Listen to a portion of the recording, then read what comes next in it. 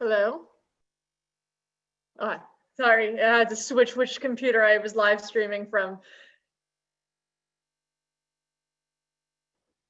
right, thank you for your patience, everyone. A little technical mishap there, but thank you for joining the City of Kingston's Common Council at our Laws and Rules public hearing. Today is Wednesday, January 20th. My name is Andrea Schott.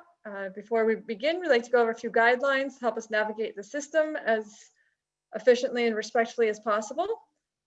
We ask that members of the public and press remain muted and off camera for the length of the hearing. As organizer, I've reserved the right to mute anyone who mutes themselves. Council members and city staff will control their own mute button. All of our meetings are recorded. Both video and written transcriptions will be made available to the public on the city's website. If you have any audio issues, send a text message. You could just send a group chat to me, or use the Q&A feature, and it'll go directly to me on the Zoom webinar. As the organizer, again, I reserve the right to lock and pause the meeting to eject anyone who has behaved appropriately. Lastly, at tonight's public hearing, we have in attendance the Chair of Laws and Rules, Alderman Jeffrey Ventura Morel, committee members, Alderman Patrick O'Reilly, Council member Alderman Doug Coop, and City Clerk Elisa Tinty. And I now will turn the floor over to the Chairman, Jeffrey Ventura Morel. Good evening. Thank you for joining. Today's date is January 20th of 2021. This public hearing has been called by the Laws and Rules Committee of the Common Council of the City of Kingston, New York, regarding the removal any and all current regulations of livestock and poultry in the City of Kingston Code from the Chapter 405 of the Zoning Code, Article 4, District Regulations, Section 4059 A5B, and relocating said regulations to the City of Kingston Code, Chapter 151, Animals, Article 4, Other Animals. It is 5:38, and I now call this public hearing to order. There are nobody signed up to speak, so if you are online and wish to speak, please use the raise hand feature at the bottom of your screen as the little hand icon, and we will call on you. Does anybody here wish to speak for this resolution? Does anybody here wish to speak for this resolution? Does anybody here wish to speak for this resolution?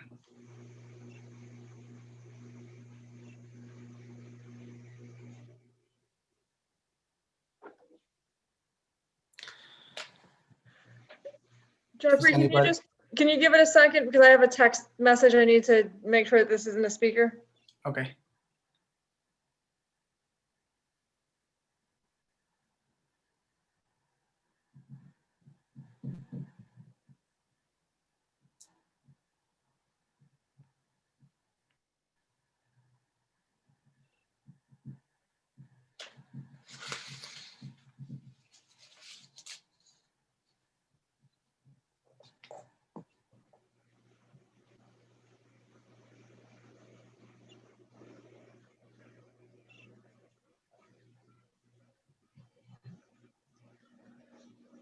No speaker.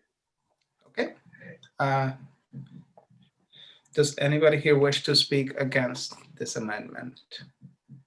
Does anybody wish to speak against this amendment? Does anybody wish to speak against this amendment?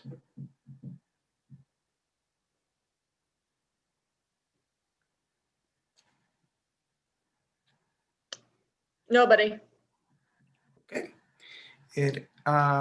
Should I give it a minute or so, or? Yeah, let's wait a couple minutes to see if anybody comes in. Okay.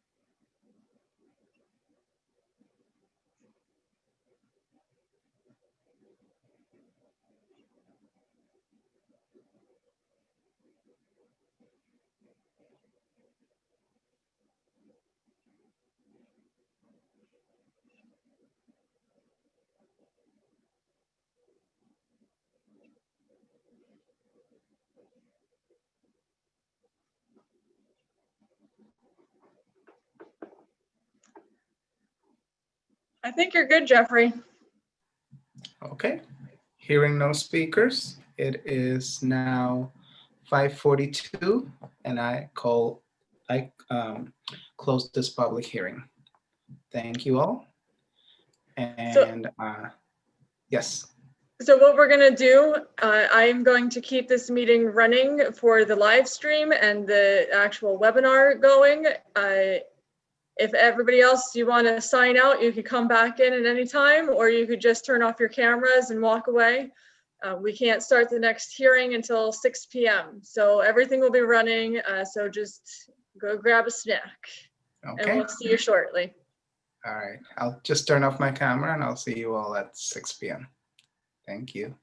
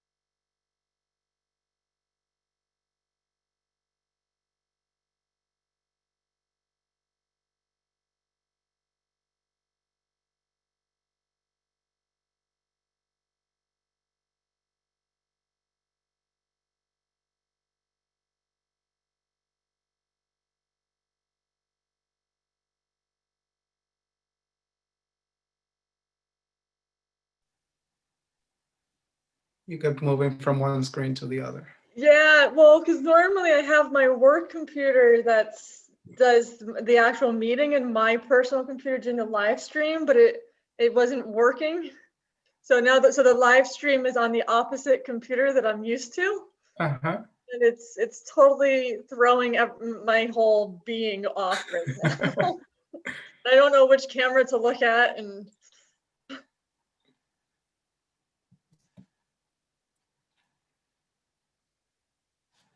yeah, I guess it's depending on which computer I sign in first. That's the one that does the live stream. I thought because I was the host Oh. on both of them, I could live stream on both either. Still learning this new system. So yeah, I have the computer on my video on the one and then the sound on the other. Oh, wow. Yeah, I didn't know you could do that.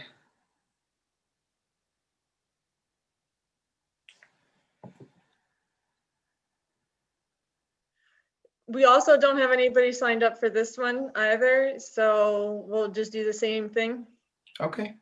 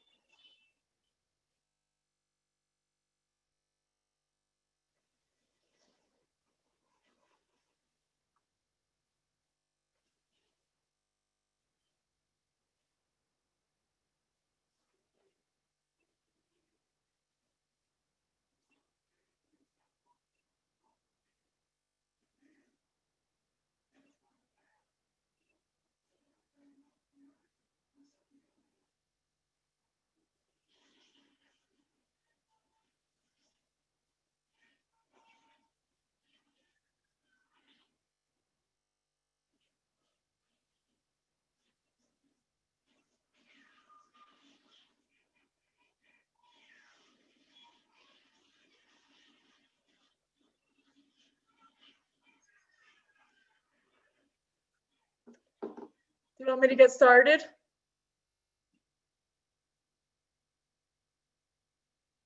Sorry, I was muted. I said sure. Uh,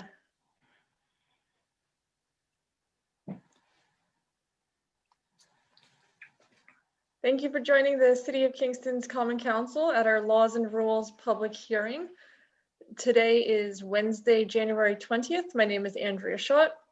Before we begin, we'd like to go over a few guidelines to help us navigate the system as efficiently and respectfully as possible. We ask that members of the public and press remain muted and off camera for the length of the meeting.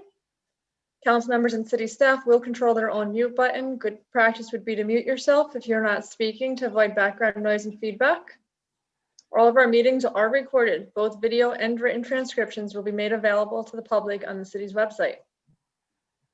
If you have any audio issues, you could send a text message to the following number, 845-594-6120, or just write on the Q&A to the host in the actual webinar. As the organizer, I reserve the right to lock and pause the meeting to eject anyone who has behaved inappropriately. Lastly, in attendance tonight is Chair of Laws and Rules, Alderman Jeffrey Ventura Morel, Alderman Patrick O'Reilly, Alderman Rennie Scott Childress, Alderwoman Rita Worthington, Alderman Don Tollerman, Alderman Doug Coop, and City Clerk Elisa Tinty. I now turn the floor over to the Chair, Alderman Jeffrey Ventura Morel. Thank you, Madam President. It is January 20th of 2021, and this public hearing has been called by the Laws and Rules Committee of the Common Council of the City of Kingston, New York, regarding a temporary use variance. It is now 6:04 p.m. and I call this public hearing to order. There are no speakers that signed up to speak previously, so we will now open up the floor to anybody present. If you wish to speak, please use the raise hand feature on your screen. Is there anybody here to speak in favor of the temporary use variance? Is there anybody here to speak in favor of the temporary use variance? Is there anybody here to speak in favor of the temporary use variance?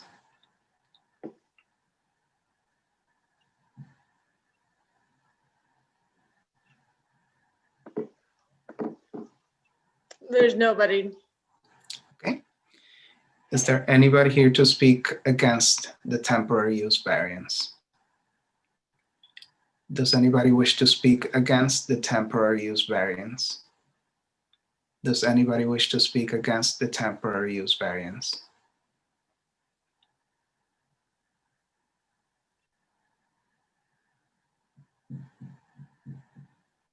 Nobody. Okay, we'll give it a few minutes in case somebody signs in.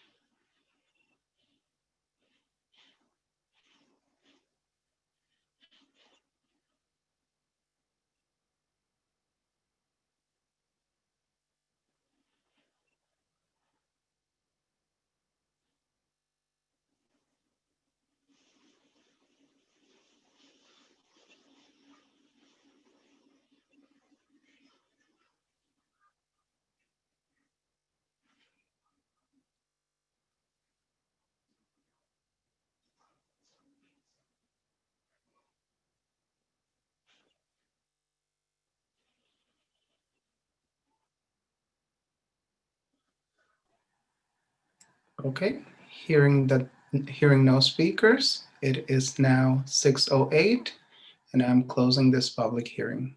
Thank you all, and I'll see you at 6:30 for the regular Laws and Rules meeting.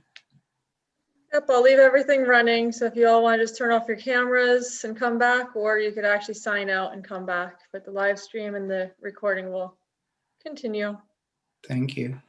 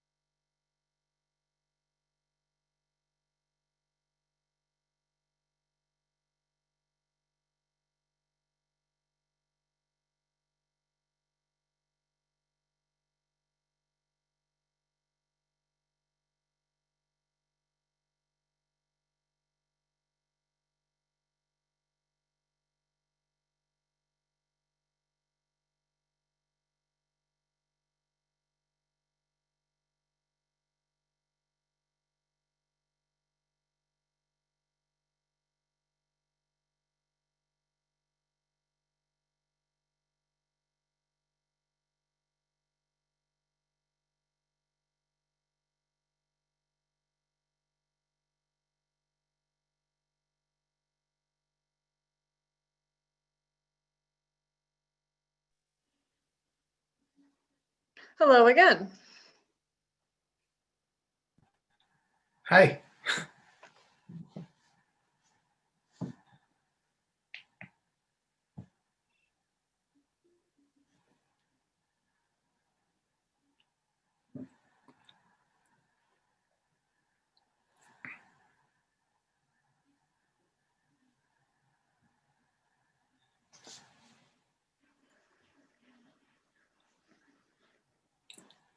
Hey, Rita. Hi, Rita. Hi, how you doing? Good. Good. I was listening to President Biden because I Oh, missed that a was whole great. bunch of it. I missed so much of it today. Yeah. Yeah, I cried a couple times today. I found a new obsession, the poet laureate. I want to get Oh, over. Amanda Oh. Gorman, that was unbelievable. I only caught a little bit of it, and but I'll watch it tonight. I've been hearing some really good things about it. It was So she was pretty awesome. amazing. Yeah, Yeah. To me, she stole the show. good, good. Young people are doing it. Hey, If they Rennie. just wouldn't turn old. That's the mistake they all make. Jeffrey, everything is running and it's 6:31. So I don't know if you want to, the committee is here. So I don't know if you want me to just go into the speech and go or wait a minute or two. Oh, everybody is here. Yeah, they're just not on camera. Yeah, we can get started. Alrighty. Thank you for joining the City of Kingston's Common Council at our Laws and Rules meeting. Today is Wednesday, January 20th. My name is Andrea Schott. Before we begin, we would like to go over a few guidelines to help us navigate the system as efficiently and respectfully as possible. We ask that members of the public and press remain muted and off camera for the length of the meeting. As organizer, I reserve the right to mute anyone who unmutes themselves. Council members and city staff will control their own mute button. Good practice would be to mute yourself if you're not speaking to avoid background noise and feedback. If a council member or staff wishes to speak, they will raise their hands. The chairperson will call on them before they speak by stating their name clearly for our audio listeners. All of our meetings are recorded. Both video and written transcriptions will be made available to the public on the city's website. If you have any audio issues, you could send a text message to the following number, 845-594-6120. Please note that phone calls will not be answered during the meeting. Again, the number to text is 845-594-6120. You could also use the Q&A that goes directly to the host, which would be me. As the organizer, I reserve the right to lock and pause the meeting to eject anyone who has behaved inappropriately.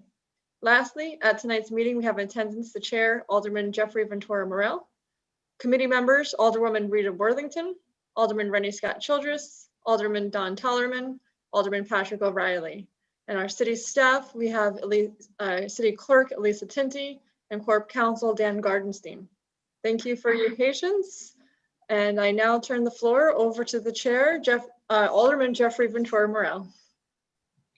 Thank you, Madam President. Thank you all for attending. It is now 6:33. I'm calling this meeting to order. So we don't have a very long agenda today. The first, I really liked what Rennie did at the Finance Committee. So I think we'll incorporate that at this committee also. So we will have a motion and a second on the subject, and then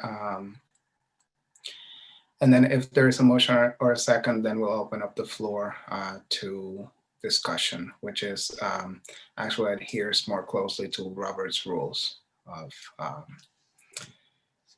order. So the first item on the agenda is the appointment of a cable commission. Is anybody interested in discussing this? Do I have a motion to discuss this? There is no action that the council could take on this. We would just be discussing what what our intent is. Yes, Alderman Tellerman? So I understand, I don't know much about this subject, but I understand that there are public access could be in different flavors. There could be government access channel where we could air meetings, or sort of like Engage Kingston could have, you know, a presentation to involve the public. And it really would be about civic matters. And then there's public access, which is where the public can produce their own things and air them. So there's a distinction between government access channel and a public access channel. And then there's also education channels that are deal with school matters. So is Clark proposing, I guess, the public access where people can I'm asking this question. Is that what he is trying to push us to create, so the public can have a place to make productions and air them? He is asking for us to create a public access commission that would be the ones making those decisions of basically what the public access would do and what their function is. So if we decide that it makes sense, we would want to say, yes, there's value here, right? If enough of us feel that there's value, then we would maybe create a commission. Right. Well, that would be, you know, we would just be discussing if this is a subject that we're interested in engaging in. As far as creating a commission, that would be up to the mayor. So he has the authority to appoint commissions. So we would just be communicating our interest to him to undertake this. But I think Dan has something to say. go ahead, Dan. Yeah, I think there's a little bit of a disconnect here with regard to what we are talking about. Our contract, our cable provider, operates pursuant to a contract. That contract is negotiated with the various municipalities. There used to be a provision in an old contract with regard to a commission that was made up of representatives from the local municipalities. That's what the Public Access Commission was. This is not a city commission. It never was a city commission. The city had appointments to an outside commission. We don't have any authority with regard to the content or the conduct of the cable provider outside of the contract that is, I believe, negotiated on a multi-year basis. I don't think we're talking about, I think we're talking apples and oranges here. And if you look back at the documents with regard to the previous commission, there were, the council adopted rules with regard to who selected commission members for this outside commission, but it was never a city commission. And there is no basis or reason to create a commission to make decisions about something that we don't have the authority over. And Dan, what was the purpose of this outside commission? What did they do? It was 25 years ago, Don. Basically, my understanding is that they made decisions with regard to, scheduling and content and, access to the facility that was provided to tape shows that were on the public access channel. People, I'm sure there are people on the commission who recall when they would turn on, their cable station, and there would be a channel where there were shows that were produced by members of the community. And I believe that the commission would set policy with regard to scheduling and content of those shows. But again, that's just my recollection. So Spectrum is legally, they have to provide this if the municipality wants it? I A can't channel, answer right, the a question. channel. I don't know. I haven't read the contract with Spectrum. I wasn't, I didn't participate in negotiating it. And no idea. Okay. So So what's the question before us, Jeffrey? Do we have any interest in the question engaging in this? do we have a motion to discuss? I guess we already discussed it, but do we have a motion to, and a second to continue this discussion? Or is this something that we Can I just, do you further- mind if I jump in?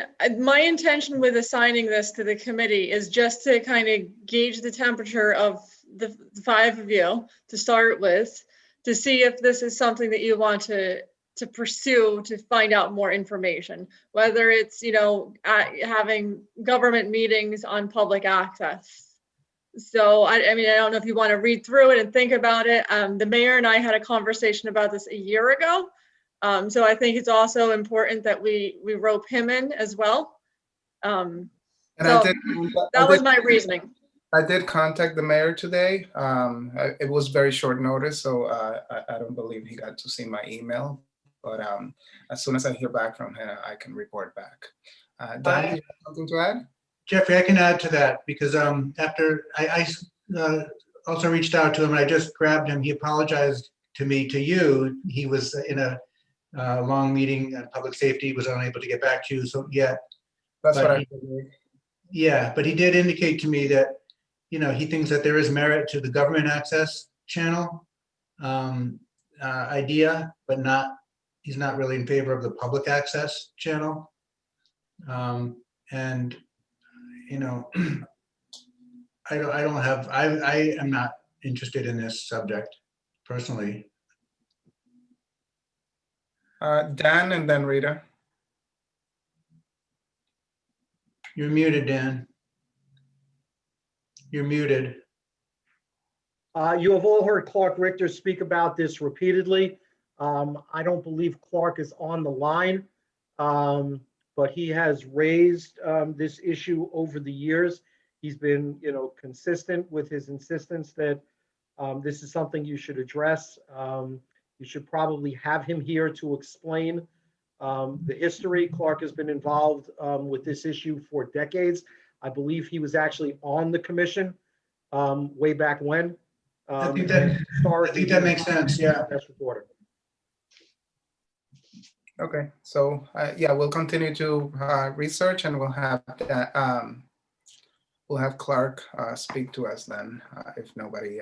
Oh, Rita, you had something to add? Well, I think Dan just summed it up. That's exactly what I was going to say, because Clark has brought it up so many times. And I was also going to ask, is there a reason why we never took this up before? If this was going on for a year or so, is there a reason why we haven't taken it up before? But I think it makes sense to have Clark come in and kind of explain to us, exactly what this is about, since we have so many questions. Thank you. Go ahead, Dan. Yeah, it has been addressed periodically over the decades. It goes cyclically. Clark brings it up regularly, and the council swings into it and then moves away from it. But it's not like it has been off the table for 25 years. It just has never been acted on. Okay, so with that, I think we should have a motion to table this so we can have Clark. There's no need to table because there was no motion, so it's not actually been acted on. Okay. So it just could remain under old business. Okay. Thank you. Okay, so next we have an update on the short-term rentals proposal that the Housing Committee the Special Housing Committee has been working on for a while. And I believe Randy Scott Childress, who chairs that committee, will give us an update. Yes, thank you, Jeffrey. This is Randy Scott Childress here. This is just to apprise folks of the proposal that we've presented to Corporation Council. Corporation Council looking into it. If anybody wants to look up City of Beacon, this is largely modeled on their set of regulations with some things added and changed. But, you know, we're not Beacon, so there's some issues in terms of differences in zoning, for example. So Corporation Council is looking through those things. And once they are done and satisfied, we'll then present this as an official communication. But we just want to let folks know the sort of things we were talking about, so you can begin to think about this a little bit more. These points, virtually all of them, of course, are open to discussion. So the more you consider it now, the better and more robust the conversation we'll have when we actually do get to the legislation. There are about 9 points, and I'll just go through them rather quickly. The first is we would like to see an annual license renewal. We would like to see owner occupancy required, because the idea behind short-term rentals is that we were working on is that these are ways for residents to make a little bit of extra money, that these should not be direct competition with bed and breakfasts, hotels, and so forth. We do recognize, though, that sometimes an owner might not be able to be in the residency during the time when somebody has taken out a short-term rental. But if that's the case, we would require them to appoint a manager, you know, have a person who is in the neighborhood, in the area, so that if any issues do arise, the renter would be able to have an actual person that they connect with. We'd like to see no more than 6 occupants per unit, mostly because the way this is organized is it should probably be, you know, single rooms is what usually are being rented with short-term rentals. There would be overnight lodging only in the main domicile. So that means we wouldn't allow tents or trailers or, you know, sleeping in the lawn. We've seen these sorts of things happen in lots of municipalities where people will kind of rent out anything. But the idea that we're working on is that a short-term rental should be within a domicile in a regular bedroom. Related to that would be barring any commercial uses. So in other words, somebody couldn't rent out a bed and breakfast, a short-term rental unit for a wedding or to set up a paper mill or what have you. The next thing is we would require proof of insurance coverage. This, I think, makes a lot of sense because if an owner, if somebody's staying in a domicile and through owner negligence, there's some kind of accident or damage, then we would want to make sure that the renter would be covered. Violations of the regulations or failure to obtain a license. We were looking at $250 for each offense. This is actually on the low end of the different things we looked at. Then in any questions where somebody wanted to contest a revocation of a license or the laying on of a fine, they would go first to building safety. If the applicant wanted to appeal, it would then go to the zoning board of appeals. And of course, after that, if there's a further appeal, they could file an Article 78, as I understand it. Last of all, we've talked about putting in a grandfather clause. We realize that some people have put money into renovating buildings or altering a building. So the idea here is that at least for the period when that owner possesses the building, they would be allowed to follow through with their particular orientation. But once they sell it, any sale from the original owner would cause the unit or the building to no longer be eligible for the short-term rental usage. So those are the basic things we've looked at. And like I said, I hope that we'll have this on the official docket for February's laws and rules. Thank you. Any questions?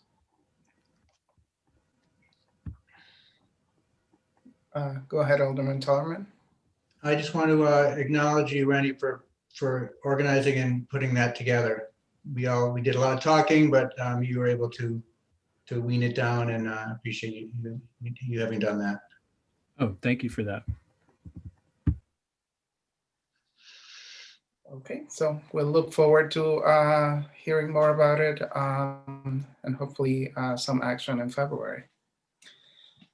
Okay, the next on the agenda is the rezoning petition of Higginsville Station. We have the property owner, Scott Dutton, here to present. We won't be taking any action on the rezoning today. We have the full council voted in January to refer it to the interested agencies, and we have done that. So our next step is hearing from Scott, and I see Bob Ryan, the co-owner, is also here. And the next step will be to schedule a public hearing. Hopefully we'll vote on it in February, vote it out of committee so that the full council can act on it for their March meeting. And that is to follow the 90-day timeline from when the petition was submitted. So with that, I will turn it over to Scott. Oh, go ahead, Andrew. Ask you questions. Scott and Bob, I'm gonna, if it's okay with you, I enabled you to talk, but can I put you as on the video as well? Oh, please do. All right. I just didn't want to surprise you just in case, so I'll do that right now. You need to make sure Bob actually got dressed before you do that. All right, and so you now have access to video, and you just have to unmute yourself. There you go. Great. Thank you. Bob's here. I don't know if he has video access. I think he's on his phone, but there he is. Hello, Bob. Bob, you need to unmute. Yeah, thank you, Scott. There you go. Thank you all. So, The floor is yours. thank you for giving us time tonight. We realize that you can't finalize any action tonight, but I want to give the council the opportunity to ask us questions. Also give you a brief update that last night at the City of Kingston Planning Board, they recommended this rezoning petition. I've had a number of conversations with Dennis Doyle at the county planning office, and it's our understanding that the county fully supports this request. It makes sense to them. And if Andrea, if you could put up the zoning map, I think it might be helpful for everyone. Has everyone had an opportunity to review the petition request that Mike Moriello prepared? Okay, great. And I want to thank the chairman for making the time to come out and tour the property with us. And I want to extend that invitation to any council members that are interested in touring the property. You see here on the zoning map, the excerpt of it, that the subject property, 79 Hurley Avenue, which we all know as the Daley Freeman building, is directly contiguous to the C2 district. And what our simple request is that we move the pink line over by one property to incorporate the Daley Freeman property and give us the opportunity to start to market it. In brief, right after the pandemic hit, the Daley Freeman downsized from a single user of the building with a long lease, occupying 24,000 square feet. They now occupy 2,000 square feet of the building. Bob and I feel like there are tremendous opportunities here to put the building back into productive use, but we can't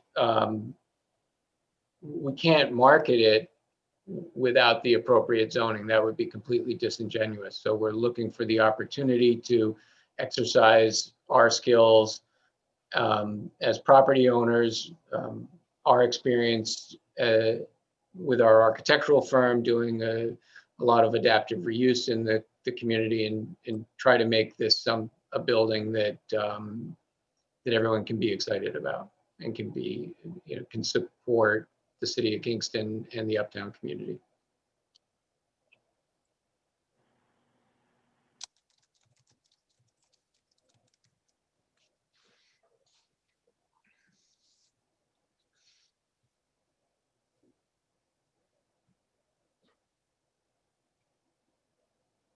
Jeffrey, you're muted. Sorry. Alderman Tellerman? Hi, Scott. Thanks for that. So when you say mixed use, is that potentially residential and or commercial? We don't contemplate any residential there. Anyone that knows the building, with all due respect to the building itself, it's not a handsome building. It doesn't have windows. It has very high ceilings.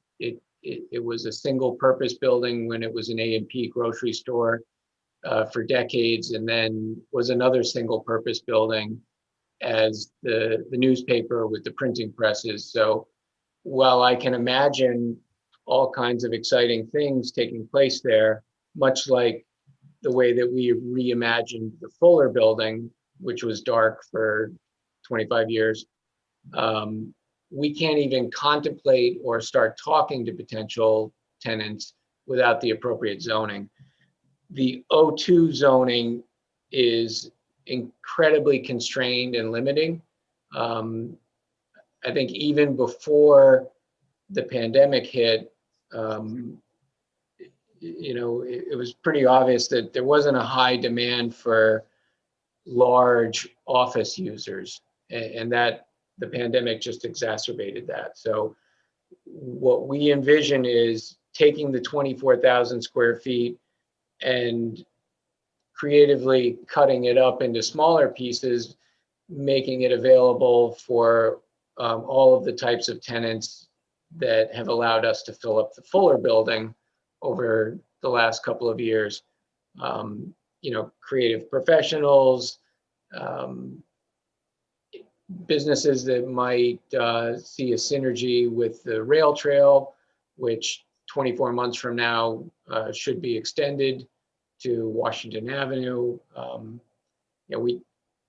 We never thought that we'd be in this place right now. We thought it would be 5 years down the line or 10 years down the line, but we're here now. And we just need the ability to start marketing it to do what we do.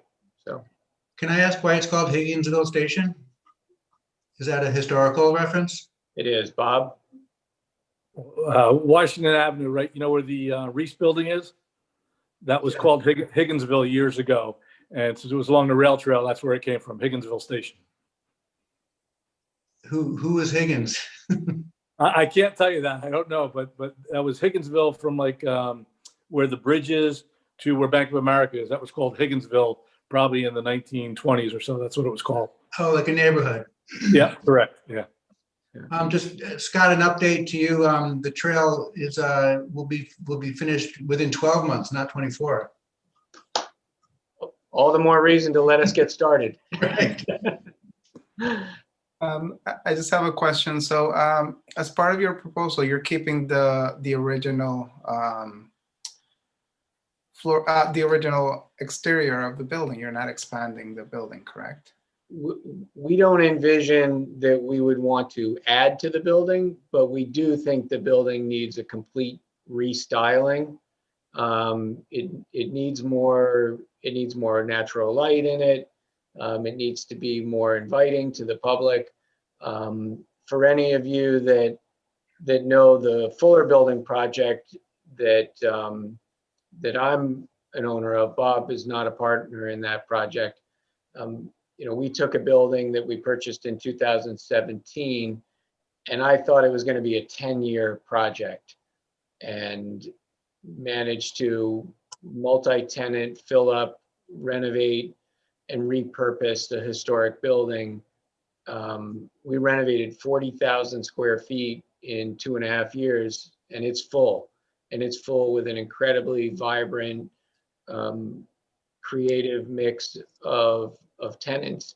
And again, I'd extend the invitation to anyone that's not familiar with that project. Be happy to give a tour to you and, show you what we've done there, increasing the tax base, increasing employment opportunities, dozens of companies that didn't exist in the city of Kingston that we created an opportunity for them to be here. Being an architect and an owner allows us to be a little bit more nimble and flexible than some, and it's gratifying. And I think we can do the same here, but we can't really start engaging with people that call my office once or twice a week looking for space without the appropriate zoning to help them find a home to move their business here or expand their business here. That's great. Well, you've done a fantastic job with Fuller, and one thing you have at Higginsville in spades is parking once again, so that's great. Yeah, we're seeing the post-pandemic world and Uptown Kingston, which obviously is short on parking. We see this as part of Uptown. If you look at the map, I could almost chuck a baseball from the Freeman building and hit the Dietz Stadium property on a good day. It's that close. The Trailways station being where it is, the rail trail. Bob and I have kind of, joked that the trailhead for the O&W rail trail, which I see as being kind of the nexus point for all of the rail trails that the network throughout the city of Kingston and up Route 28, it only has a handful of parking spaces. So in effect, our parking lot will probably end up being the parking lot that folks avail themselves of if they're using the O&W rail trail. Great. So in that, I think there will be a number of businesses that will see that as a desirable location. I mean, naturally, we have to make a substantial investment in restyling the building and getting the infrastructure in place. We're not really worried about getting tenants, but we can't engage with them in a meaningful way without the appropriate zoning. Any other questions? All right, so I guess the next step is for us to schedule a public hearing. The dates we have available is Thursday, January 28th, the day right before the Laws and Rules meeting on February 17th, or Tuesday, February 9th at 7 p.m. Any preferences? Oh, Scott, do you have something to add? Our preference would be the earliest possible date, please. That would be next week, the 28th. Is a Thursday? That'd be great. Is the committee okay with that? Okay, so Thursday, January 28th, we have a public hearing. Yeah, so we'll have to call that tomorrow to give notice, the appropriate notice. So can you tell me what time you prefer? I should be okay to moderate anytime in the evening on that day. Okay, so how about 6:30, or should we do 6? 6:30 is better. 6:30? 6:30? Yep.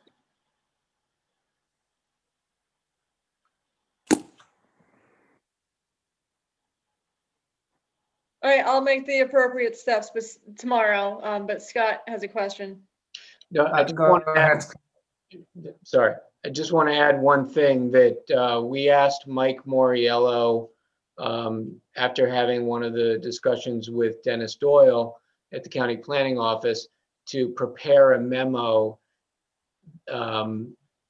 whereby he has looked at and studied the comprehensive plan, and he's prepared a 6-page memo outlining a dozen or so points about our application and how the comprehensive plan speaks to this kind of development to just kind of backstop and support that what the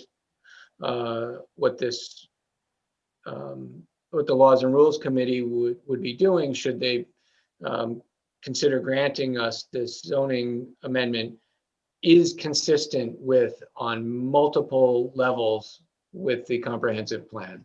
So I will forward that communication to whoever you'd like us to forward it to. It just came in today. It's about 6 pages long, and it's very thoughtful and comprehensive, as we've come to expect from everything from Mike Moriello. Yeah, if you can forward that to me, I'll forward it to the rest of the committee, and I'll make sure it's on the agenda for the next Laws and Rules meeting when we're hopefully be voting on this. Thank you. Okay, anything else to add? Thank you all very much for your time. Appreciate it. Thank you. Thank you. That was very instructive. Thank you both. Hey, y'all. Okay, the next item on our agenda is to review the amendment to the zoning code regarding formula stores. I believe you all received the comments. We referred this out for comment, I believe it was last year. So we've received comments from all the agencies that we referred it to. Is there a motion to enter into discussion? Okay, motion by Alderman Tollerman. Is there a second?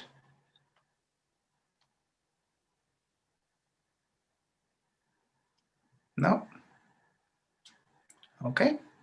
So I guess there's no interest in discussing.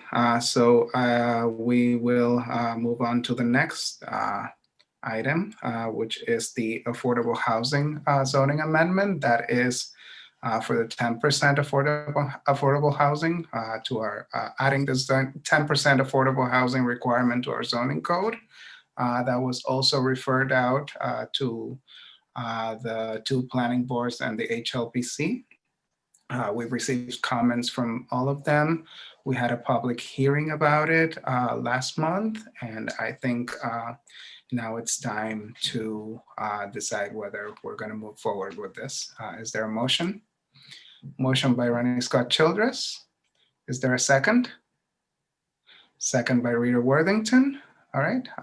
Any comments, questions, discussion? Go ahead, Rennie.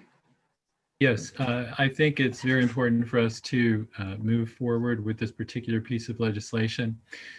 We need to be looking at all kinds of ways to be developing housing for Kingston residents at different income levels. And I think that this is something that will allow us also to develop more economically integrated Kingston. There's been a fair number of studies that have demonstrated that over the long term, economically integrated neighborhoods are the healthiest for our children, healthiest in terms of their long-term outcomes, both in terms of health as well as income and education. So I think that there's definitely reasons for this beyond the really vital one of providing housing for the residents of Kingston. The other thing is I'm not completely sold on this specific plan, but it's important for us to get something in place. We can always work with this, see how it develops, and then make changes as we get actual data in terms of future projects. So for those reasons, I'm in favor of this legislation. Okay, anyone else? Okay, so I'll read what I have. It's a little bit of a mouthful here. Oh, before I get started, so within the comments we received from the planning board, and I believe the committee had expressed their interest in overriding this part. The Kingston Planning Board was asking for authority to waive the requirement, and I believe we'd had that discussion a couple months ago, and I believe most of you indicated that you would be interested in overriding that. Do we have to override it, or because that's not part of the current legislation, right? So I think if we wanted to include that, we would have to have a motion to amend, right? No, you have to override it under the code. The comments of the planning board, if they are stated in terms of an objection, have to be the only way that you could move forward and disregard their objection is if you have a supermajority. Okay, so what would be the proper form for the motion there, Dan? I gave it to Jeffrey. He has it. Yeah, I already have all the language, so it will all be in one committee report, if unless somebody wants to have it separate. Should I just read the language I have? Okay. Finding that the annexed amendments to the city code of the City of Kingston are unlisted actions under SEQRA, and that no further environmental review of this body is required. Accepting the comments submitted to this body by the Ulster County Planning Board, the Kingston Planning Board, and the Historic Landmarks Preservation Board. Overriding the objections of the City of Kingston Planning Board with regard to granting the Planning Board the authority to waive the affordable housing requirements. Overriding the objections of the County Planning Board with regard to the manner in which eligibility and affordability will be calculated under this law. Accepting the recommendations of the County Planning Board that this body will continue to study, review, and monitor issues related to eligibility and affordability after the adoption of this legislation. Amending specified subsections of the City Code 405 as set forth in the annexed writing. And I believe you will have the annexed resolution on your committee, or your agenda packets. Okay, so any questions, comments about that? All right, hearing no comments, I'll call for a vote. All in favor? Okay, all opposed? Anyone? Patrick, how do you vote? Okay, the motion passes unanimously. So let me just take notes here. So Rennie motioned and Rita.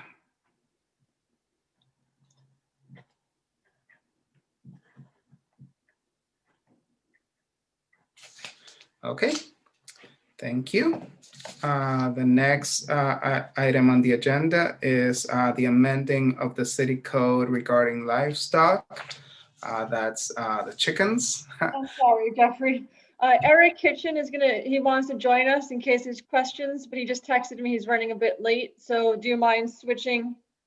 Sure. And the other one? Oh, thank you. To give him a little bit more time. All right, yeah, so we'll move that one to the back of the agenda. And the next one is, we also just had a public hearing about this one. It's the amending the city code to allow for temporary use variance.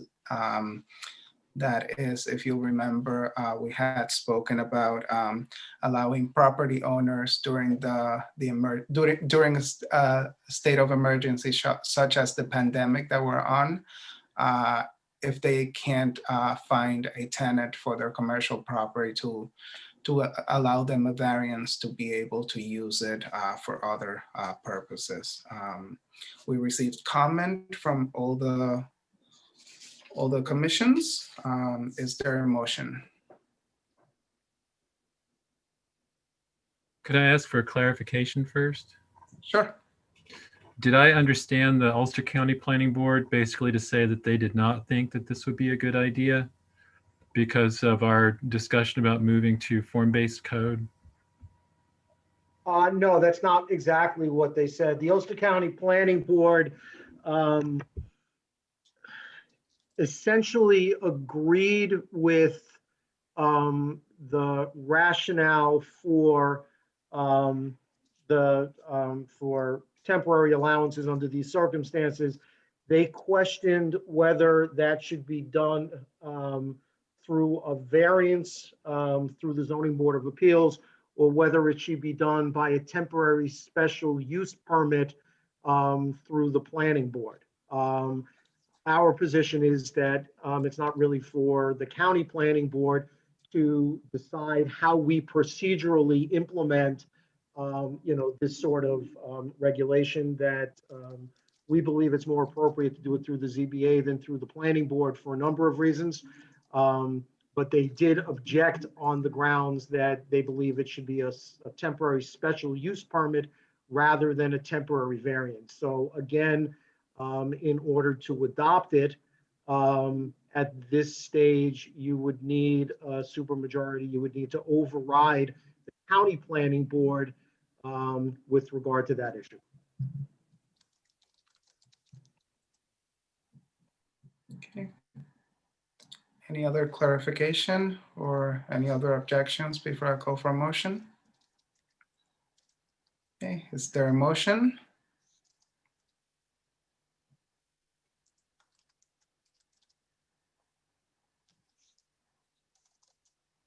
Okay, the issue doesn't move forward.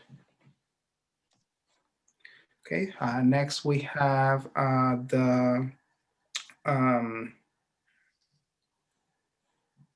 sorry. Eric Kitchen is now in here, so. All right, now we have the. Hi, Eric. Okay, now we have the livestock. We just had a public hearing about it. We heard from Eric last month, but he's here. If anybody has any further questions, is there a motion to enter into discussion? Motion by Randy Scott Childress. Is there a second by Rita Worthington? Okay, any comments, questions?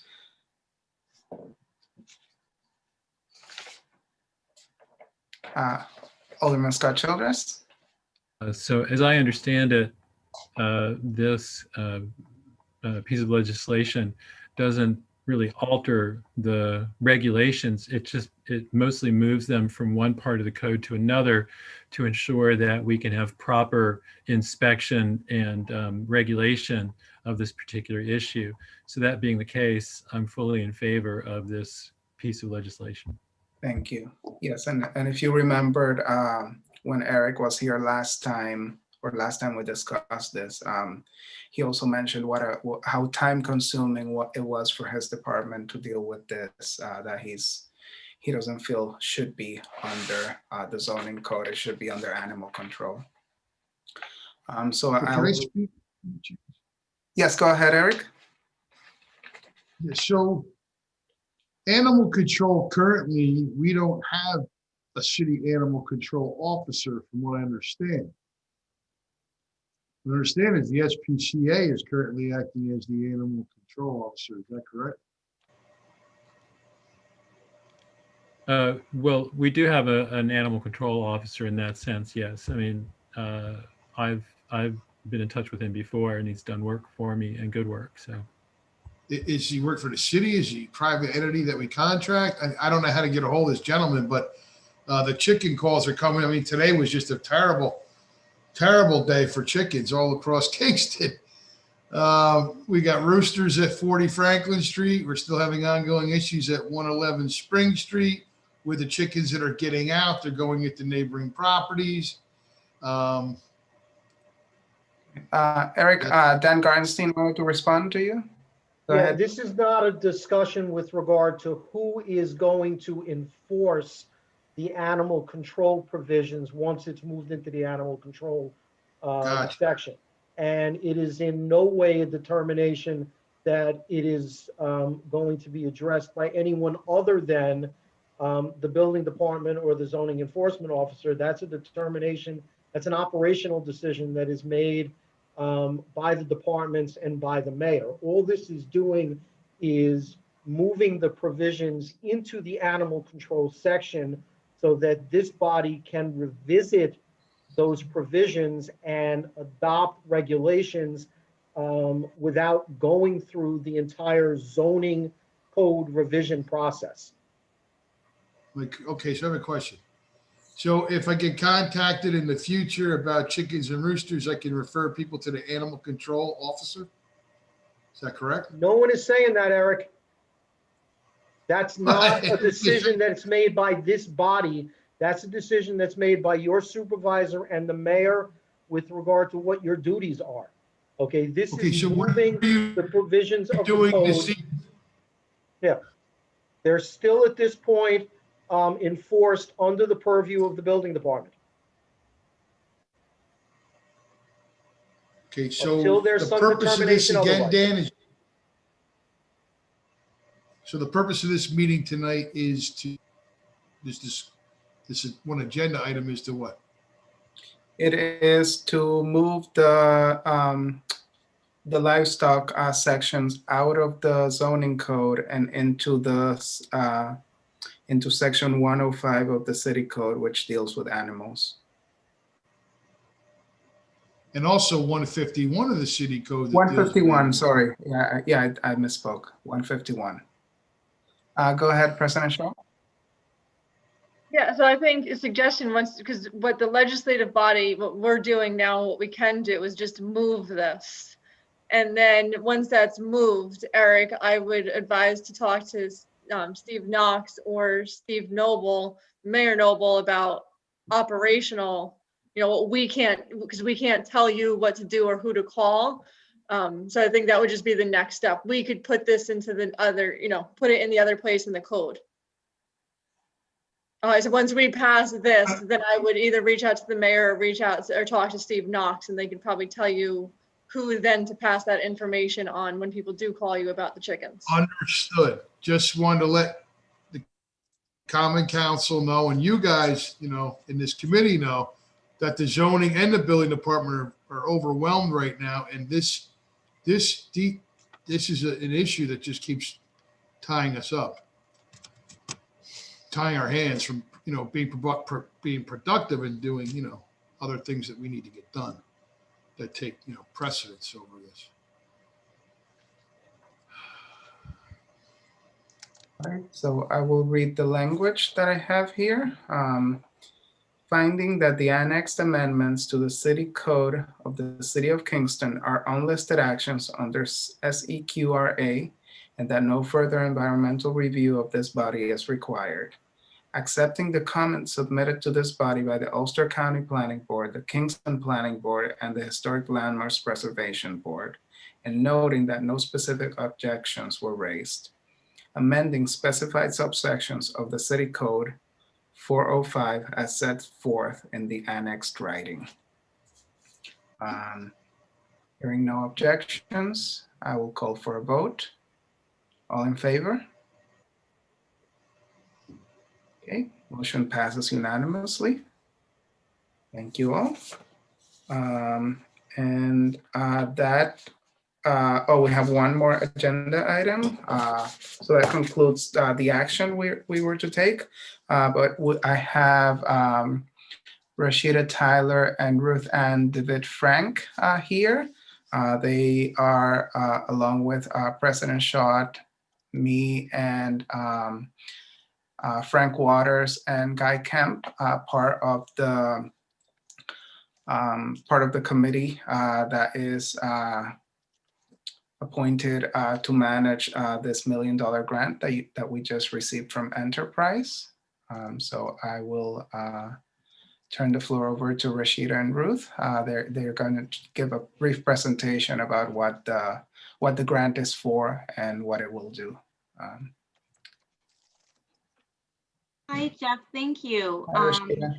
Hey, good evening, everyone. So pardon me, I have my photo up. I don't really have a camera on this computer. So I will try my best. I do have a couple of things to screen share. So Andrea, it's okay now. It's not until a little bit later. I'll just maybe ask permission to share screen. Awesome. I haven't done that through the webinar, so I'm just gonna, you don't need it right now, so I'm gonna just figure it out. Yeah, and Right. it's totally fine. Awesome. So the ADLN is the New York State Anti-Displacement Learning Network. And it's a collaboration between Enterprise and the New York State Attorney General's office. And so Enterprise was supposed to support 10 communities and counties around New York State to work collaboratively with local stakeholders in affected communities to identify and implement high-impact anti-displacement strategies to try to help prevent or reduce displacement of the most vulnerable populations, so particularly the low income and people of color.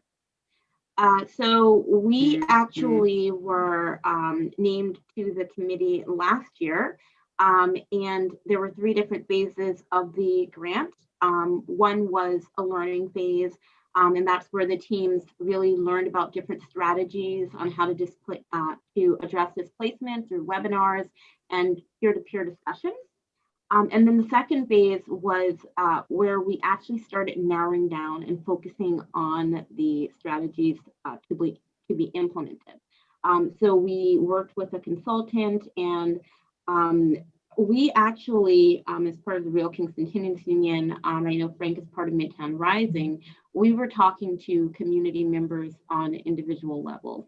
And we were hearing, stories around housing and the fact that the main issue in Kingston was not, well, it is affordability, but it's that there's no place to even afford. So even if you have a Section 8 voucher, if you have money in your hand, there's just no place to go. There's a vacancy problem. So we folded in the concept of tiny homes. And I'll go more into that, but I think I should importantly identify that there is a third phase of the grant, which is actually where we're at. And that is once the grant has been awarded, that it's implementing the strategies that have been chosen. And so there were 4 initiatives that we chose to advance because we didn't feel that Kingston's displacement issues and affordable housing issues could be solved by, a one size fits all solution. So the first initiative that was funded was the tiny homes and emergency housing. So that was $225,000 for the construction of those homes. And then there's a second kind of landlord incentivization program where we're looking to homeowners who are distressed. So people who are facing foreclosure themselves or, at risk of that, who would go into a training or education class and actually make room in their home for an unhoused person. So it's really trying to help both people not be displaced from the community. And then there was the Housing Trust Fund and some money for a rezoning consultant and some work on Kingston's rezoning plan. So those were the 4 initiatives that were funded. And so circling back to the emergency housing solutions around tiny homes, when we went into the community, we found that those who were being evicted were being almost instantaneously displaced from Kingston. So when I was on the team, I was speaking with someone and they had been illegally evicted from a house on Franklin Street, and they were placed into a shelter, and that was in Highland.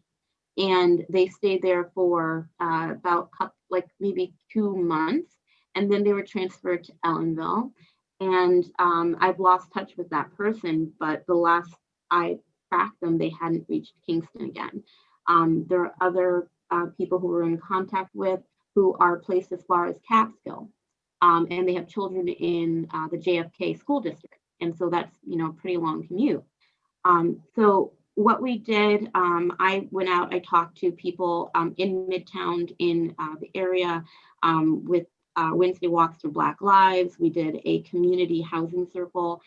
We actually started a petition. We have over 1,000 signatures in support of these ideas of the tiny homes and the other housing initiatives in terms of the rapid rehousing or rapid renovation of land bank properties and policies.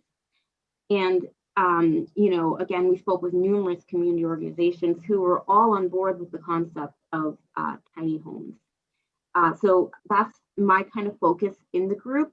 Each of us really can speak to a different portion of the proposal. Guy Kim is really best to speak to the housing trust fund proposal. But me and Frank really worked closely on the tiny homes and emergency housing solutions. And so it kind of is in line with what a lot of communities across the United States are doing right now. So because of the COVID-19 pandemic, non-congregate housing is recommended because we all know that coming together places people at a higher risk. So tiny homes actually provide easy, safe, and affordable housing options during the pandemic. And in Kingston, these homes were intended to address the immediate need of the unhoused. So the different components of the grant are, one is supposed to be for now, another is supposed to be kind of an intermediate 1 to 2 year solution, and then another is supposed to be a more long-term solution, and that would be the rezoning. So again, in Kingston right now, we're already feeling the impact of people not going into shelters. Apparently our shelter numbers are down. They're too scared to, again, go into communal settings, and they're sleeping on back porches, in RVs, encampments in woods. There are also stark racial disparities to this current crisis.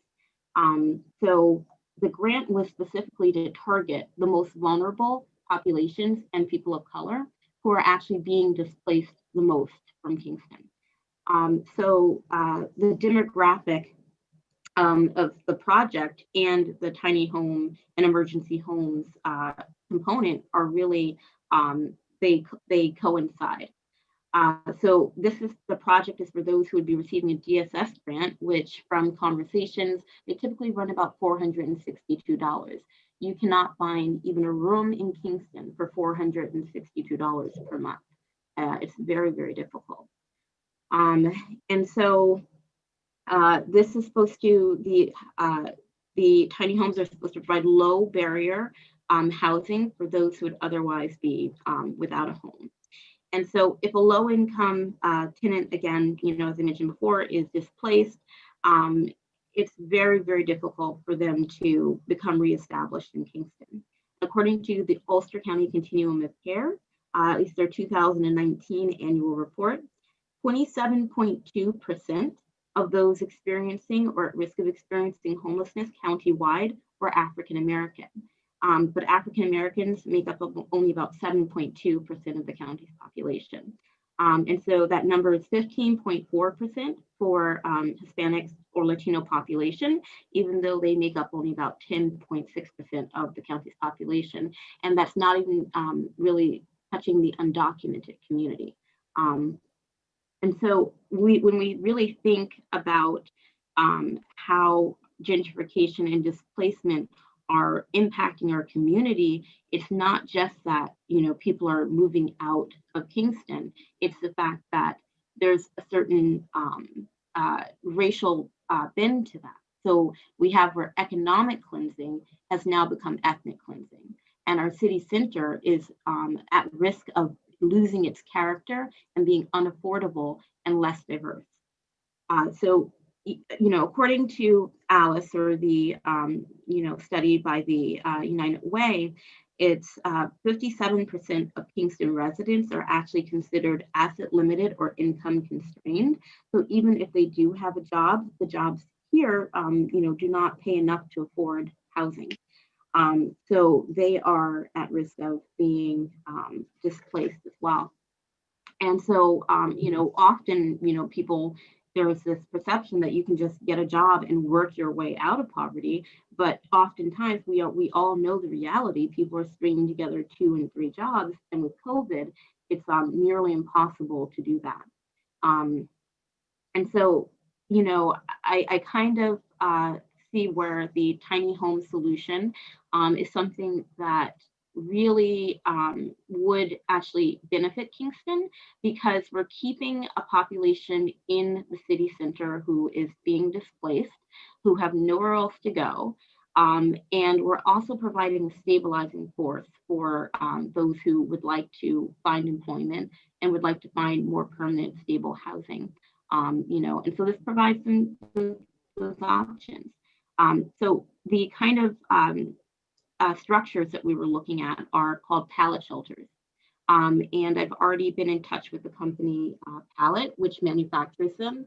And about a few communities across the country. Andrea, I don't know if you want to do a screen share now, or is that possible? Rashida, I think you actually could do it yourself if you, you should be set up to do it yourself, I should say. If you look at the bottom panel. Awesome. You see where it says screen or share screen, you should just be able to press that. Okay, awesome. While you're doing that, Rashida, I think Rennie Scott Childers had a question. Sure. Hi, Rennie. Hi, Rashida. What's the maximum occupancy of each of the tiny homes? Right. So the structures that we were looking at are 2 people. So you can have 15 structures and you can house 30 people.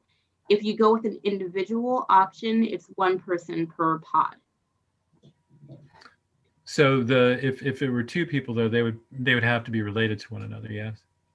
Or a couple. There's actually a homeless couple I was helping, and they stayed homeless because there was space in a women's only shelter, and she wouldn't go without him, and they wouldn't take him into that shelter as well. So they stayed homeless together.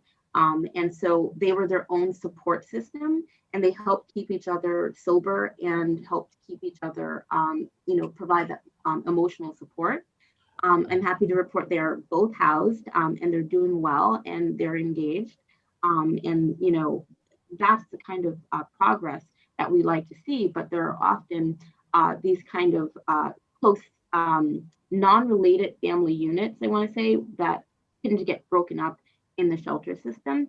And so you can have a situation where there are roommates, again, with COVID testing has to be done, that do share a pod as well. But you can also do a mix and match where you have some individual pods and some 2-person pods. And then would these units be permanent, or is the idea for it to be kind of overflow housing during an emergency like we have now? In other words, would we put them up in a particular spot? Then if we find enough permanent housing for them, we would then move this, and store it? Or is the idea to kind of create a permanent facility in one spot? Yeah, they're not permanent. And I think that was something somehow that got out there, that this was going to be a structure. These are movable, and they're really supposed to adapt to the community's needs. So this could be, something that is put up for, a couple of months to a year until there's another project that is built. This is something that can be moved. This is something that really is flexible around the community's needs. And the fact that it isn't like, building a foundation or, constructing something is, I think, really helpful, because then you don't have to really address the kind of everything that goes with, digging, and excavating and everything around that. So I will bring up the map here. And Rita Worthington had a question. Sure. Hi, Rashida. Hey, Rita, how are you doing? I'm good. Thanks for coming on. So my original question was going to be, have you located a place for these units? But since you said it's not going to be permanent, I'm wondering now then, so, where would you put them? Would they be like, from what spot to where would they be moved from? You understand my question? Yeah, so that's the determination that we as a community have to make. So right now, the best site that we have located is 615 Broadway, the former Kingston site, because it's centrally located in Kingston, right on the bus line, and we don't have to worry about digging water and sewer. There was another parcel that's 14 acres that was undeveloped. And honestly, I did take a weekend and I went and I tried to walk that. It's really, really rough. And the fact that the city lines don't continue out that far, and we'd have to, it would take a lot. And so this is kind of, I want to say shovel ready in a sense, which is just placing the pallet shelters and then connecting, the water and, getting everything set up. And so it's more doable than the unimproved site. And then there was another site, which to me, I found unacceptable. It was like right next to the train. I could, again, I wouldn't put someplace I wouldn't want to be. And the reason why Andrea and I wanted you all to hear this presentation is also because there is a council component to it.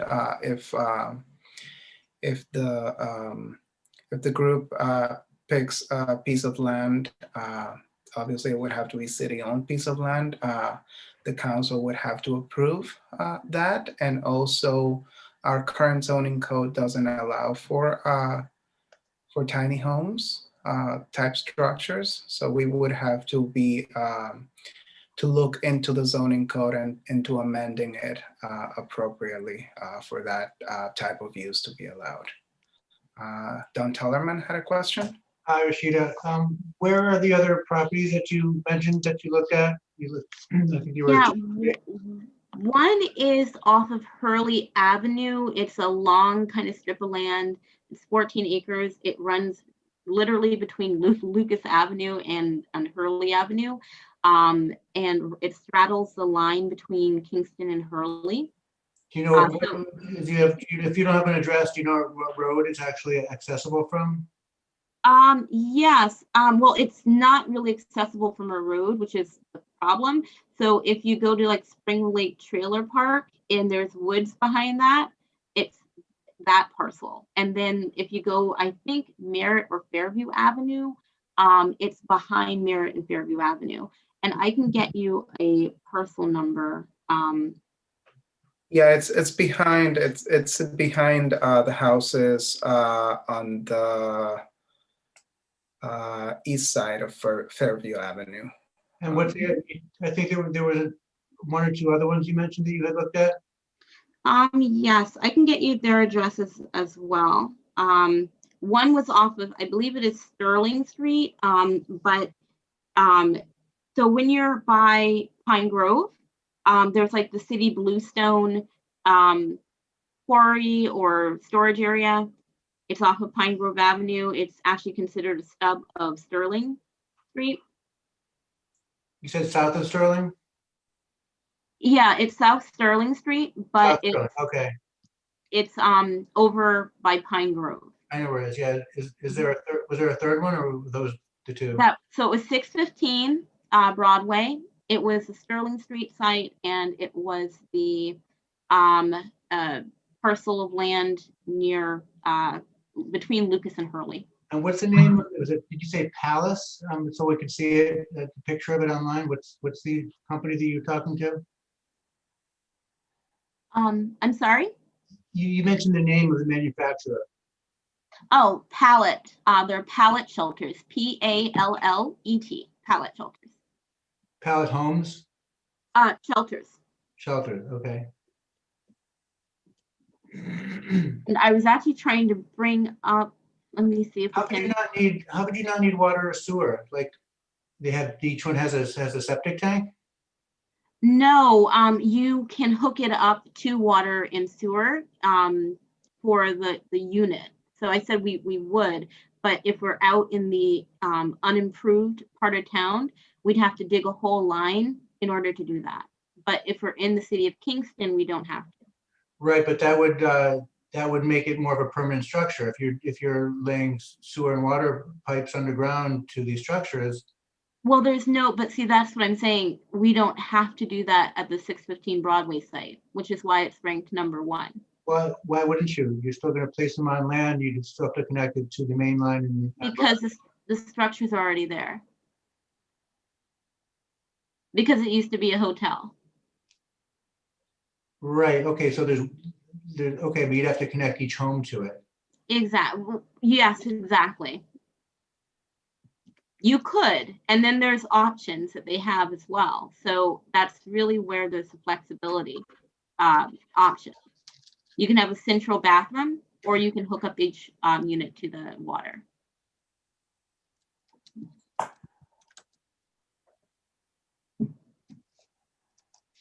And let me see if I can. If you can't, Rashida, if you could send it to me somehow, either in the chat or Okay. email it to me and I'll open it up. Okay. It's a website. So I'm on palletshelter.com. Is that it? Yep, I believe so. Okay. Is that what you're looking to screen share, Rashida? I was looking to I'm looking to screen share the map of it they have where we work. I'll just stick it in the chat.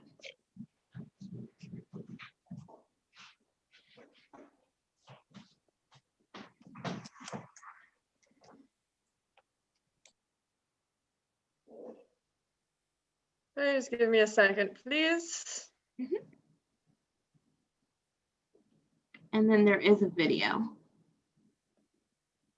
All right, I'm gonna screen share and then hopefully you could walk me through where I'm supposed to go. Okay. Yeah, it should be linked exactly to the site. All right, you guys see it?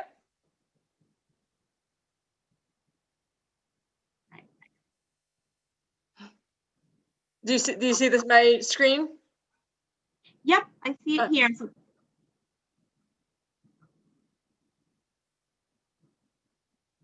So am I supposed to press anything to get to something?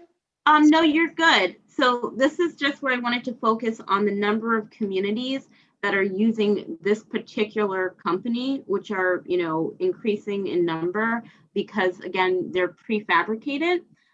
So a lot of the communities on the West Coast are actually extensive. And this is just an example of the next, of one of them. I think I sent that. Do you have that, Andrea? Oh, did you send me another one? Okay.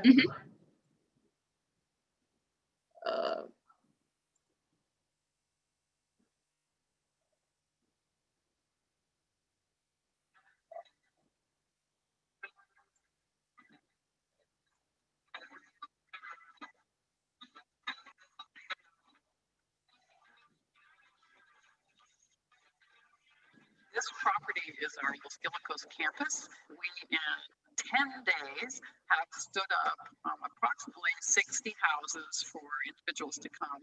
They're very comfortable. They're made of a material that's mold, mildew, and rot resistant and bed bug resistant, which is important.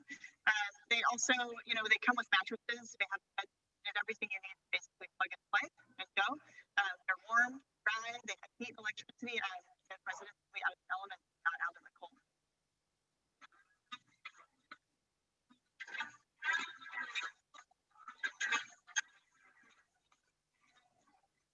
Day-to-day life at this facility is hopefully going to be one that is very organic and actually allows people a lot of freedom to kind of determine their days. We're going to have breakfast, lunch, and dinner here on site that will be provided by St. Vincent de Paul and our partners.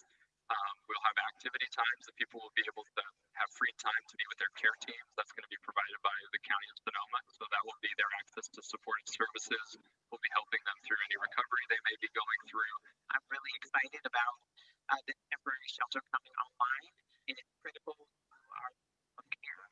It is really often the gateway and for individuals who are experiencing homelessness to get into the system and resources in order to get on to housing and the scale of housing, permanent supportive housing or permanent affordable housing, and really a critical piece missing from our system of care. So I've been working this week on making 60 signs for the temporary housing here. I came up with 160 ideas and kind of pared that down to 60. There are going to be so many different individuals here, and there's so many stories in all of these images. And I'm hoping that the stories really bridge some of the gaps that we're feeling in this really important issue for our community. We do not plan to have people live in these pallet shelters indefinitely or permanently. The idea is this is really a step in the right direction. And while we wait for other housing to come online, we're giving people at least a sense of dignity and humanity that they can actually be someplace safe, someplace where they can leave their belongings, where they can actually go and do all of the paperwork that they need in order to become fully employed. And then ultimately, we want to move them on to permanent supportive or affordable housing. If you look behind us, flanked by Hood Mountain Regional Park, and we plan to do guided walks with people who live here up into that. I think when you come from a background of trauma, that's an incredibly healing opportunity. It's the essence of Sonoma County, and the generosity that we're seeing from the volunteers, from our Oakmont Garden Club neighbors, from others, it's just really heartwarming, and it really embodies what is wonderful about Sonoma County.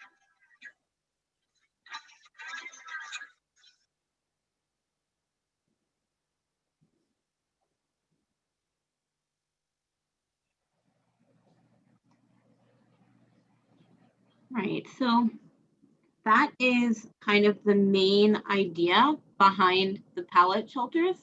Homeless crisis, San Jose has just. Sorry, you're Yeah, good. no worries. So that's really the main idea behind the pallet shelters. It's helping keep people who are currently displaced in Kingston. And it's something, again, that is supposed to be for an urgent need. Right now, I would just recommend for anyone who doesn't think it's an urgent need to walk up and down Broadway. You know, at the site current 615, you know, there was a photo in the paper the other day, and there's a homeless individual sitting right there in the middle of winter, or whenever the photo was taken, there's a homeless person sitting right there. You know, it's a spot that typically in the past, people who are low income, that was a place that they could afford to live. And it was demolished in 2011. And we haven't replaced it with anything that actually is that people are able to afford.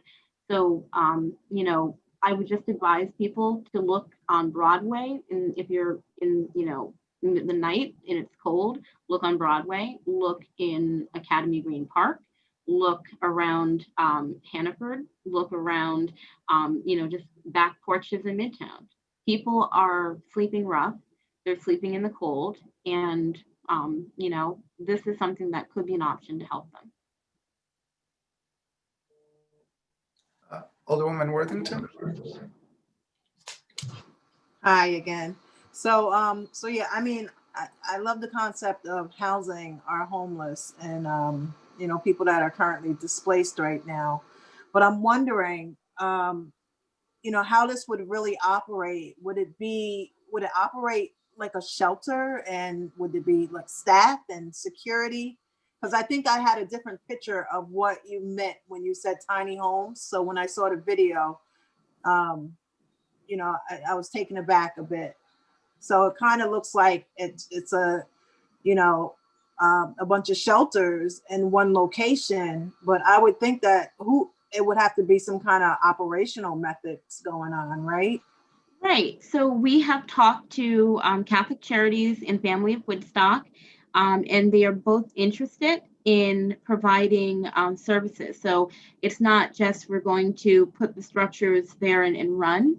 We're going to have, you know, services that are available. So counseling, you know, And there's going to be one that will run the location for day-to-day operations.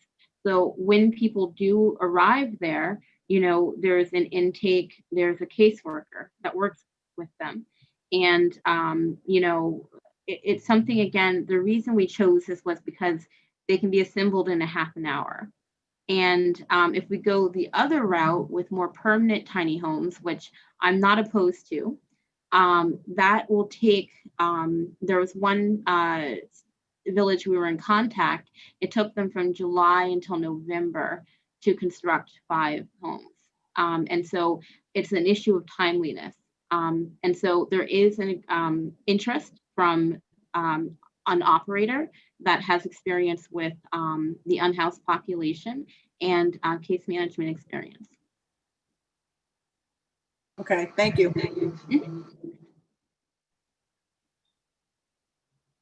Anyone else? Any other questions? Go ahead, Don.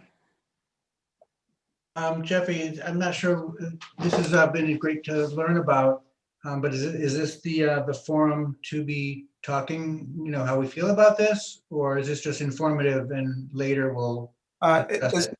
It's just informative, so you have a heads up once the group decides on a piece of land and whether we want to move, whether this is something that's feasible to move forward with. And Ruth Ann can talk a little bit more about the process. Well, Rashida has chosen a piece of land, I think. She's identified what she thinks is the best piece of land.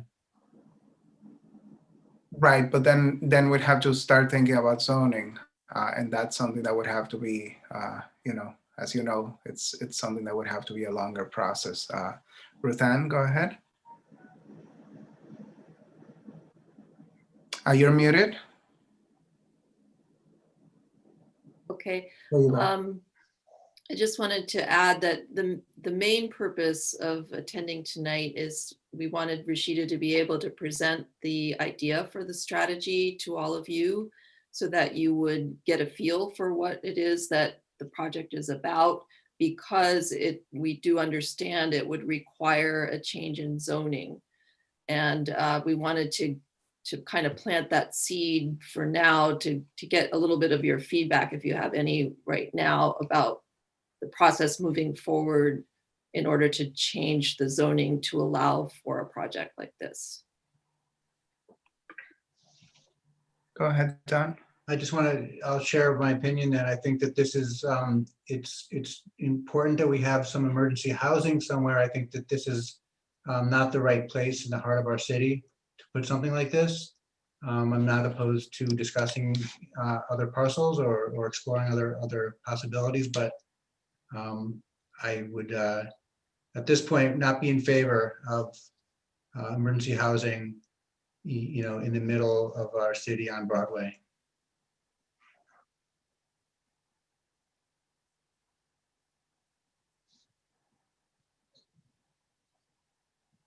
As far as the location is concerned, we do understand that there will be community members who might not agree with that location, but from the staff perspective and the team perspective, we'd like to begin the process of engaging the public and acquiring more feedback from everyone. But as far as the focus for tonight, if you're amenable to moving forward with further discussion about the zoning portion, I think that was our main goal for tonight. Rennie? Well, I mean, I'm absolutely in favor of doing something like this. So in terms of altering the zoning, I think that's perfectly fine to pursue. But then the question is, it's a little abstract, because I think we can easily be in favor of changing the zoning, but a lot depends on which site we're really looking at. So, there's a balance there, if I'm hearing you correctly, Ruth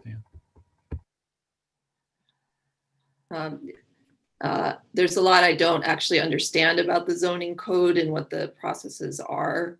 I think we're planning on trying to meet together as a team with some additional participants, probably within the next week or so, so that we all gain a better understanding. I believe Dan Garnstein can talk to us about the zoning.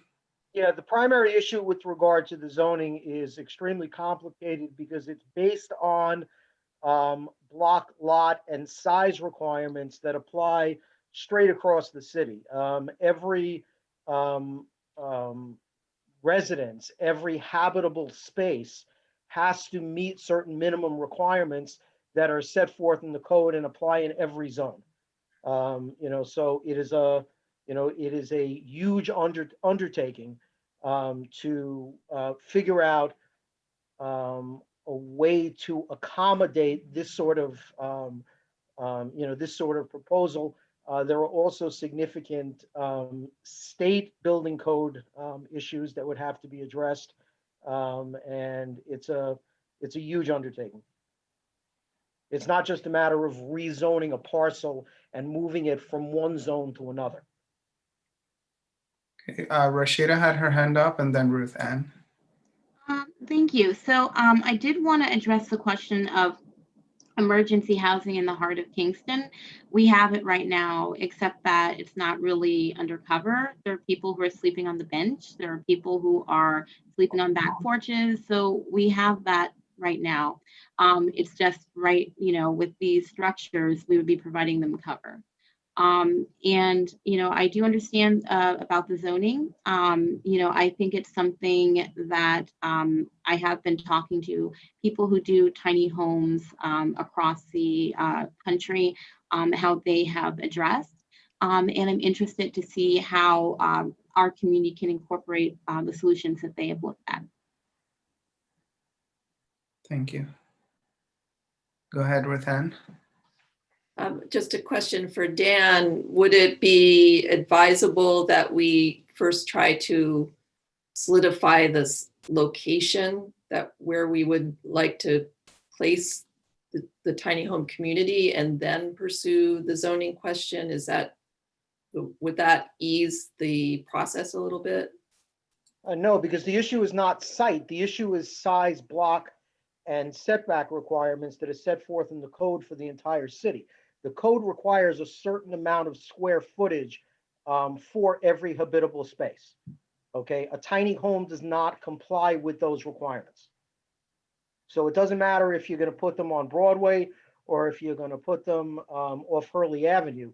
You still need a specific minimum number of square footage, and you also need certain setbacks and certain space between habitable dwellings. Rennie? Dan, if I can ask you, those requirements, are those city requirements or state requirements? Because if they're city requirements, I would think that we could amend the code to allow for something like this in one specific spot. No? No, you can't. The way the code is written, you cannot just change the setback requirements to this extent for a specific parcel. First of all, it would be very problematic in terms of spot zoning, but there are also significant state restrictions with regard to what constitutes a habitable space. It's a very complex issue. And the two codes overlap. Thank you. Could you define spot zoning for those who are new to the term? Not off the top of my head. I'm not going to give a definition in a public meeting with regard to spot zoning. It's an impermissible practice, and it's a legal term that is defined in a litany of cases that are issued by the Court of Appeals. Thank you. Rashida and then Rita.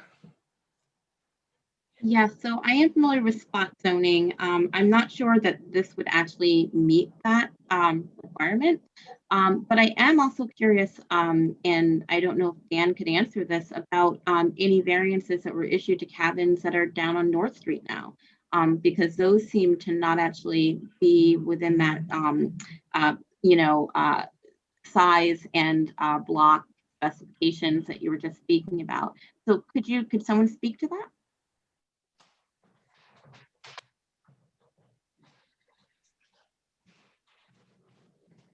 I'm confused as to what the question is. Why is this different than the cabins down at the Brickyard?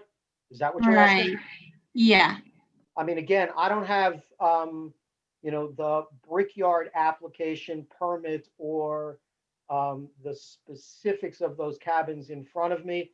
And I don't have a specific proposal with regard to what you are suggesting. So I can't really just, compare them and say, why is one appropriate and the other isn't? Right. I was just confused because you made it seem like it was uniform across the city, but that doesn't appear to be the case. I don't know.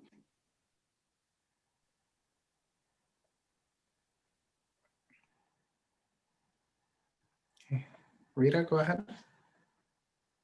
Well, I was going to ask Dan, then,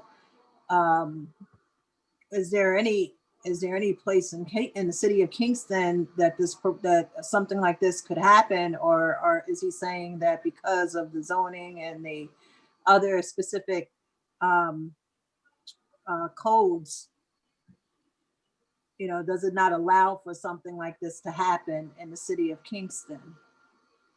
The problem, Rita, is I don't really know I don't have enough specifics about the proposal to say what something like this is. What I can tell you is that tiny homes that are being proposed do not constitute sufficient habitable space under our current code or under the state building code. Now, that's not saying that a proposal could not be generated that would be permissible, but I have not seen any at this point. Ruth Ann? So for a next step, Dan, would you advise that we detail that proposal and then come back to address the question of the zoning and whether it would be permissible under the current code? I mean, that's certainly an approach, absolutely. If you want to come up with a specific proposal and outline, how big the units would be, how far they would be spaced, what the setbacks would be, how much square footage would be in each unit, ask for an opinion about that, we certainly can give you that opinion, or the zoning enforcement officer can give you that opinion. The process generally is if a developer wanted to build something, they would go to the zoning enforcement officer and ask if their proposal is permitted under the zoning code. The zoning enforcement officer would then say yes or no. And if the applicant did not agree with the zoning enforcement officer, they could appeal that to the zoning board of appeals.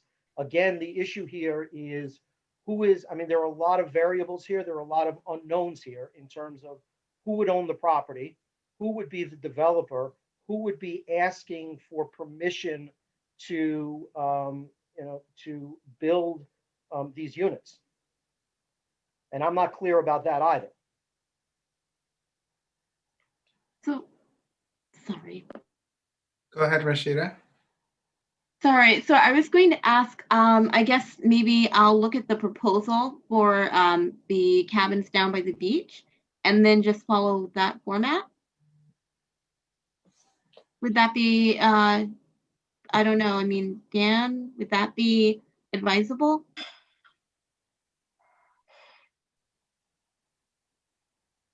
My preference would be that any discussion with regard to how to proceed take place in a context other than this, with more information being provided. I can't advise you with regard to how to proceed to develop the proposal. If you know, you want to contact my office directly, or if Ruth Ann wants to speak to my office directly about trying to figure out a way to make this work, we can certainly do it. But it's not for a public meeting. You're talking about legal issues and legal questions that require research and planning. All right, I was just trying to see if there was documentation available. That's all. Everything about the Brickyard is, you know, available on the website.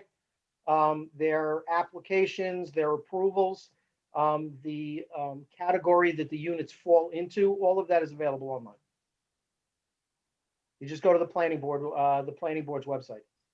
Yep, that's all I want to know. Thanks. Go ahead, Ruth Ann. I just wanted to say, Dan, we will plan a separate meeting with the appropriate team members and other staff people to move forward with some of those details that we're talking about, so that we don't have to go further here. Thank you. All right, anyone else? Okay, well, thank you so much, Rashida and Ruth Ann. Go ahead, Rennie. Oh, I just want to say I appreciate Ruth Ann, Rashida, Jeffrey, Andrea, and the other folks who've been on this committee doing this work. It's an amazing achievement to win the grant. And so don't be discouraged, please, by the questions that we're asking, by the process we're looking at. I can speak at least for myself. I'm fully committed to getting something done. And that might mean, you know, having to move a lot of laws around and something like that. But we're here and we're willing to do the work. At least I am, and I hope other people are too. I second that, Rashida and Ruth Ann. Thank you so much, and totally not discouraged. Yeah, thank you very much. We really appreciate your time. Thank you. Talk to you both soon. All right, so that concludes our agenda. Anyone has anything else to add? All right, then I will entertain a motion to adjourn. Motion by Ronnie Scott Childress, second by Patrick. All in favor? All right, good night, everyone. Good job. Good night. Thank you. Good night. Good night, everybody. Night, Patrick. Good night.